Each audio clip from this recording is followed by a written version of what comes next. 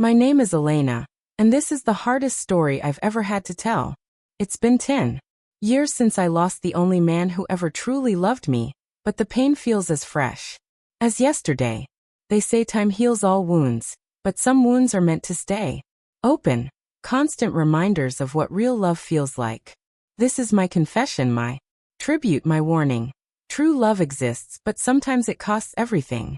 This is how a disco dancer found heaven and lost it in 5 years. If you've ever felt invisible, worthless, or trapped by your past, this story is for you. Hit that subscribe button right now, because what happens next will shatter everything you think you know about love and redemption. I promise you've never heard a story like this. At 30 years old, I was considered beautiful. Men would turn their heads, whisper to their friends, and point at me like I was some exotic painting in a museum. But in Pattaya, Thailand, beauty was currency, and I was paying off a debt with mine. Every night after midnight, when the disco floor filled with drunk tourists and restless souls, I would dance. The lights would dim to red and blue, the music would pulse through the speakers like a heartbeat, and I would step onto that stage wearing barely anything at all. I saw hundreds of men every week. Different faces, different countries, different languages, but always the same hungry eyes. Eyes that tore through my costume, that mentally undressed what little I wore, that reduced me to curves and movements. I learned early on to build walls around my heart. This was business. This was survival. This was how I sent money back home to my parents and to my younger brothers and sister, who were counting on me. But then he appeared. He wasn't like the others. He sat at a corner table, away from the rowdy crowds. While other men shouted and waved bills in the air, he simply watched. Not with lust or greed, but with something I couldn't understand, something that made my heart skip beats I wasn't supposed to feel. His eyes didn't undress me. They saw me. For 3 consecutive nights he came. Always the same table. Always alone. Always that same steady gaze that made me forget my choreography. That made me stumble over steps I'd performed 1,000 times. And then, just like that, he disappeared. I told myself it didn't matter. I told myself he was just another customer, just another face in the endless parade of men who passed through those doors. But my eyes searched for him every night. My heart sank every time his table remained empty. 3 months passed. For months, I convinced myself I'd imagined the connection, that my desperate heart had created a fantasy to escape my reality. Then one Friday night, he returned. He came back for 3 nights, then vanished again for months.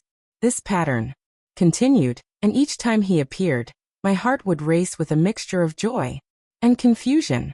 Who was this man? Why did he come only to disappear? And why, God, why did I care so much? One evening, I was in the makeup room preparing for my solo performance. I wore the smallest costume yet, essentially nothing but strategic patches of fabric. My hands shook as I applied my lipstick. I hated this. I hated what I'd become.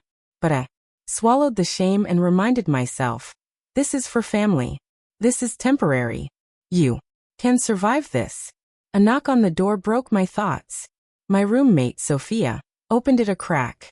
I saw him standing there, the mysterious man holding something in his hand. He passed a folded piece of paper to Sophia and gestured toward me, his eyes meeting mine for just a moment before he walked away. Sophia handed me the paper with a knowing smile.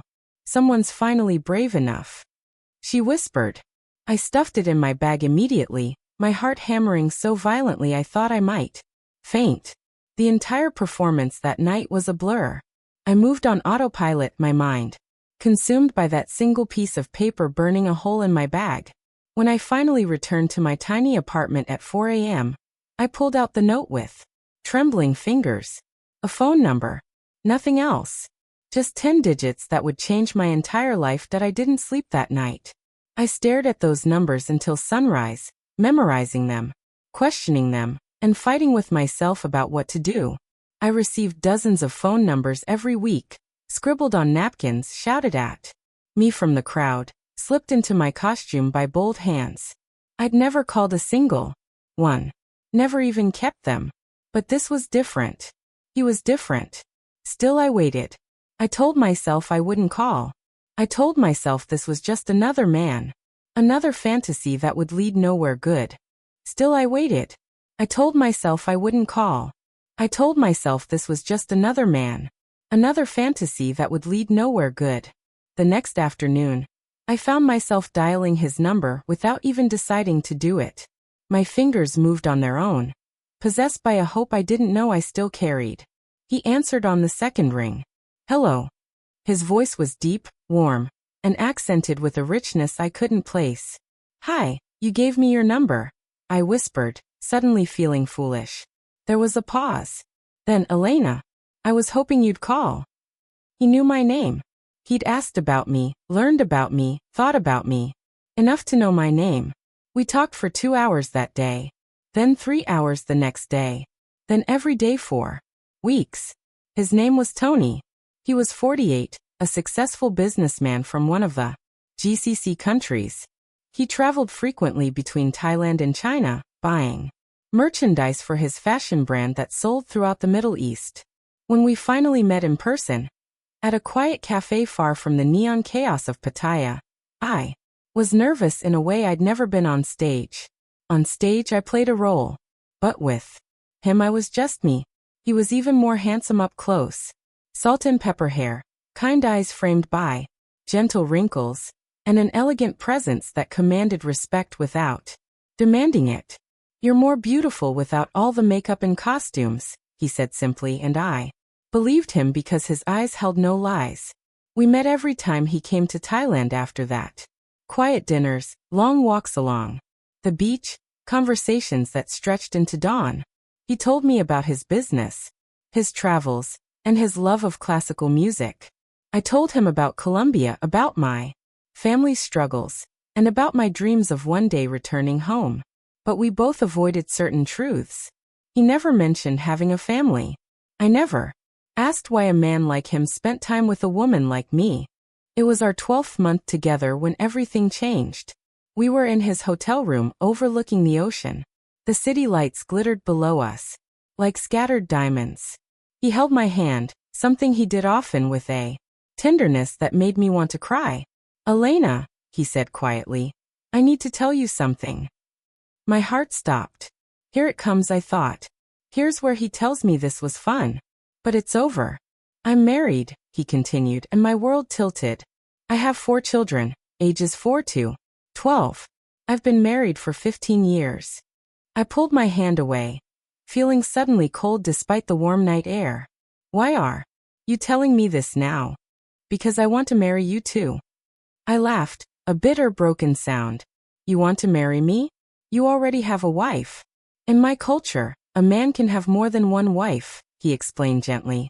I'm not asking you to be a secret. I'm asking you to be my wife, with all the respect and dignity that brings. But there's a condition, he continued. You have to leave the disco. Stop dancing. I can't. I can't watch you expose yourself to those men anymore. It kills me every time. I stood up, pacing the room. You don't understand. I owe the disco $17,000 still. They paid for my broker, my transport, and my contract. I send $5,000 every month to my family. How can I just leave? How much do you earn in total? He asked. About $5,000 a month. Plus they cover my housing, food, transportation, everything. I'll pay you $10,000 a month, he said without hesitation. I'll pay off your debt to the disco. Ho $17. I'll rent you an apartment in Bangkok and another in Guangzhou, China, where I do most of my business. You'll want for nothing. But are you happy? He asked, his voice cracking slightly.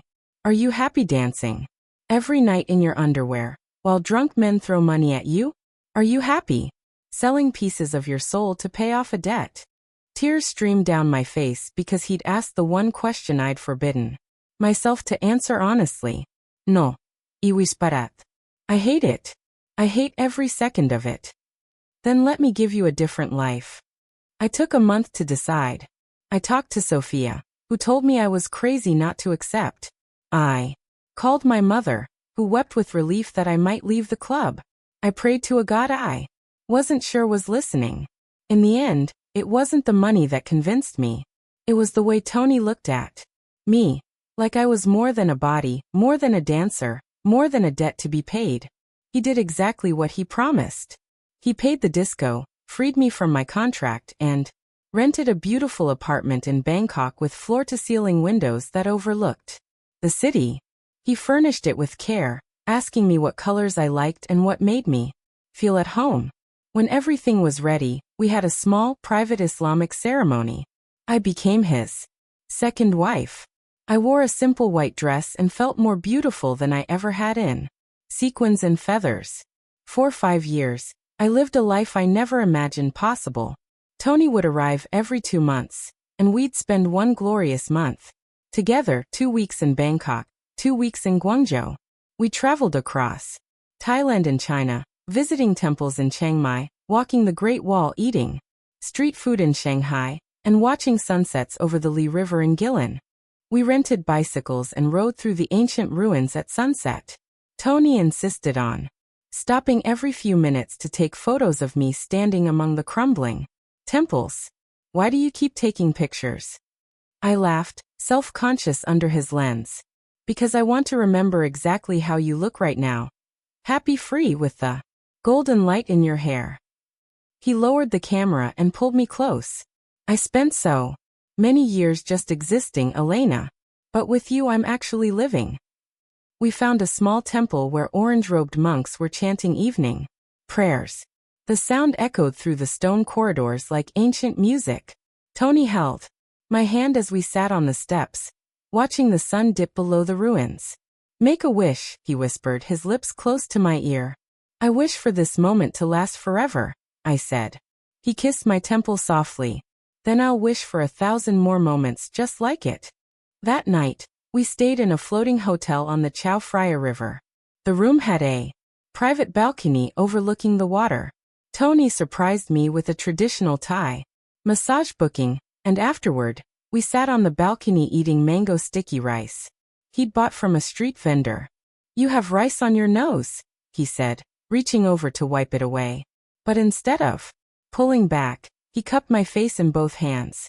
Do you know what you've given me, Elena? You've given me a reason to smile when I wake up. A reason to hurry through business meetings. A reason to believe in magic again. I kissed him then, tasting coconut and sweetness and love.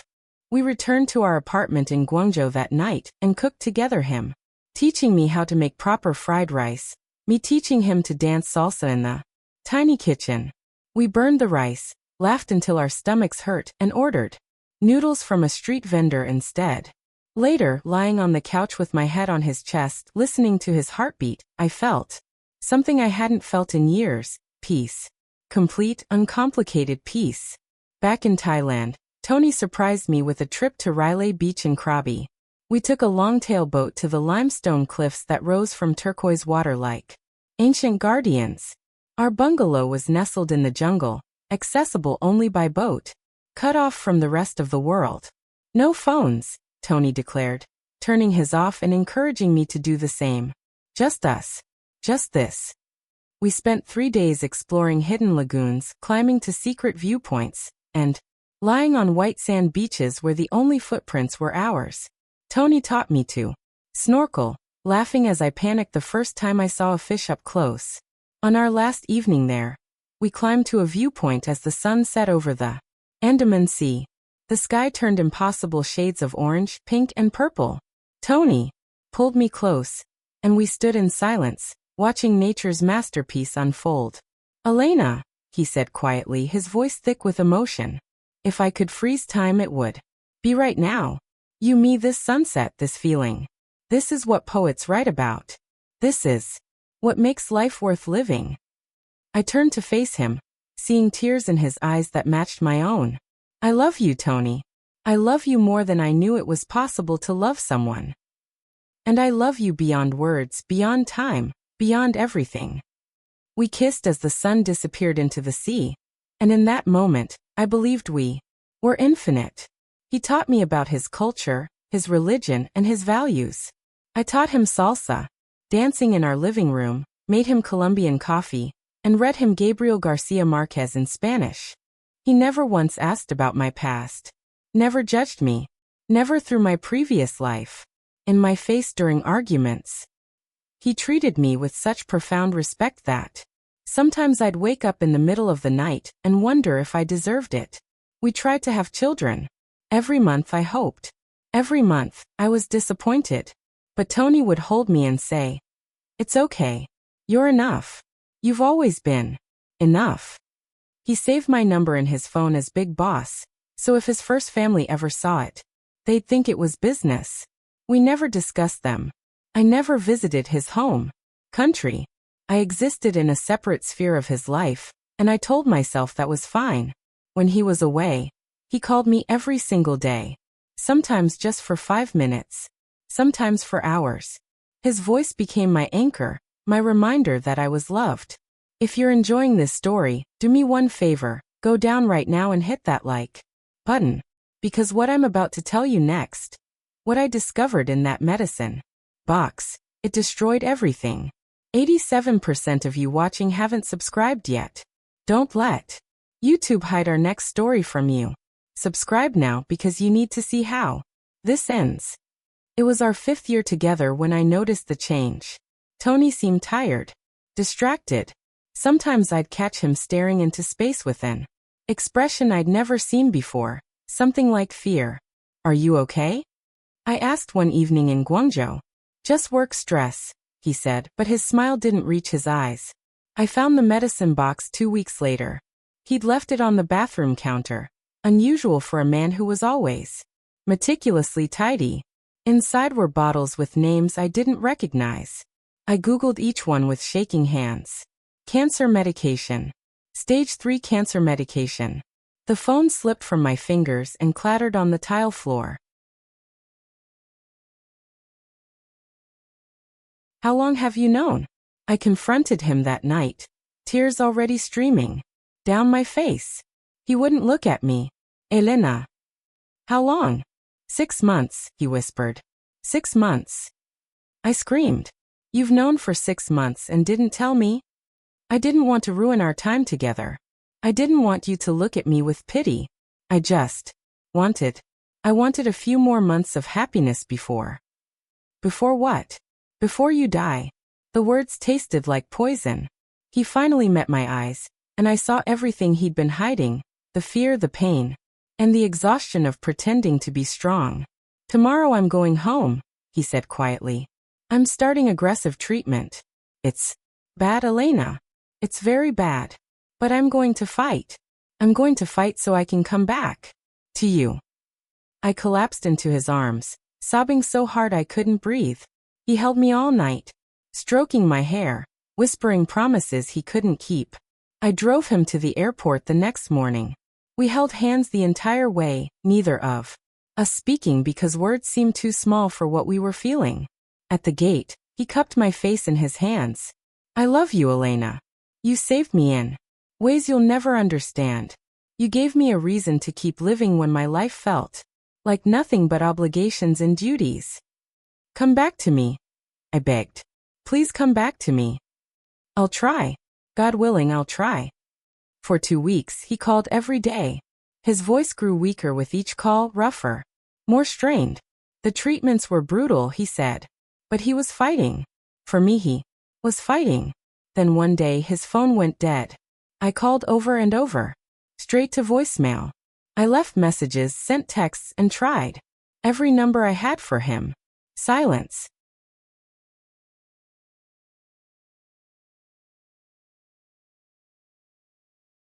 I was in Bangkok when I finally called Sakshai, a mutual Thai friend who sometimes did business with Tony. "Sakshai, please, I haven't heard from Tony in 3 days. Something's wrong. Can you check on him?" There was a long pause. "Too long. Let me make some calls and get back to you." An hour later, Sakshai showed up at my apartment. His face told me everything. Before his words could. "Elena, I'm so sorry. Tony passed away yesterday. The cancer, it spread too quickly." The room spun. I couldn't breathe. Couldn't think. Couldn't process that the man who had saved me, loved me, and seen me was gone. Sakchai stayed with me for the next 24 hours, making sure I ate, making sure I didn't hurt myself, and letting me cry until I had no tears left. I couldn't stay in Thailand or China. Every corner held memories that now felt like ghosts. The apartment in Bangkok where we'd danced in the kitchen. The cafe where he'd first told me he loved me. The streets we'd walked hand in hand. The ruins of Ayutthaya where we'd made wishes. The balcony in Guangzhou where he'd held me under the stars. A month after his death, I returned to Colombia. My family barely recognized me. I'd left as a desperate 30-year-old woman. I returned as a 35-year-old widow carrying grief too heavy for my bones. I used the money Tony had left me to buy a small house and get a job teaching English at a local high school. I watched my savings grow, knowing I'd never spend it on anything that mattered because nothing mattered anymore. My parents tried to help me move on. "You're still young," my mother would say. "You can marry again, have children, start fresh." But how could I explain that Tony hadn't just taken my heart when he died? He'd taken my soul. He'd taken my ability to feel, to hope, to imagine a future. Today marks the 10th anniversary of Tony's death. I'm 50 years old now, though people often think I'm 60 or older. Grief ages you in ways time alone cannot. My hair is more gray than black. My hands shake sometimes. My eyes have a hollowness that never quite leaves. But I'm at peace in my own way. I teach my students about verb tenses and sentence structure, and sometimes, when they ask me for life advice, I tell them to be kind to themselves, to remember that everyone is fighting battles we cannot see. I never danced again after Tony. He asked me to stop, and even in death I keep that promise. At night, I lie in my bed and replay our years together like a movie I've watched 1,000 times. The way he laughed at my terrible jokes. The way he held my hand during turbulence on planes. The way he looked at me that very first night in the disco, not with lust but with recognition. The way we danced under banyan trees. The way he kissed me as the sun set over Riley Beach. He saw me when I was invisible. He loved me when I thought I was unlovable. He gave me dignity when I'd forgotten what that word meant. People ask me sometimes if I regret not having children, not remarrying, and not building a normal life. I smile and tell them no, because I had something most people never find. I had true love. Brief, complicated, imperfect, but true. Tony taught me that I was worth more than what men paid to see me dance. Taught me that my body was a temple, not a commodity. He taught me that love doesn't always look the way we expect it to, doesn't always fit into neat boxes or follow society's rules. My parents wanted me to find another husband. But why would I disrespect another man's life by giving him only my body? Tony took my soul with him. I'm just keeping this shell alive until we meet again. Sometimes on quiet nights like this, I whisper to the darkness, "Thank you, Tony." Sometimes on quiet nights like this, I whisper to the darkness, "Thank you, Tony. Thank you for seeing me. Thank you for saving me. Thank you for loving me exactly as I was." And I swear, I can feel him whisper back, "You were always worth saving. My love. Always." 10 years later, I still sleep on his side of the bed. They say you never forget your first love, but Tony wasn't my first. He was my last, my only, my everything. Some souls only get one chance at real love. I had mine. Now I wait to feel whole again. You just heard my story, but there are thousands of untold stories out there. Women who sacrificed everything for love, men who broke every rule to save someone, and moments that changed lives forever. This next story, a teacher fell for her student's father during a parent-teacher meeting, and what happened next got her arrested. You think MY's story was intense? Watch what happens when forbidden love crosses the line. Click that video now. But first, comment below. Would you have given up everything for Tony? I need to know I'm not alone in this. Go, your next emotional journey is waiting. This is my story. A story of a disco dancer who found a gentleman. A story of Unexpected love in the most unlikely place. A story that proves that sometimes salvation comes in the form of a stranger's gentle gaze. My name is Elena, and this is how I learned that true love never really dies. It just changes address, moving from our hearts to our memories, where it lives forever, untouched by time.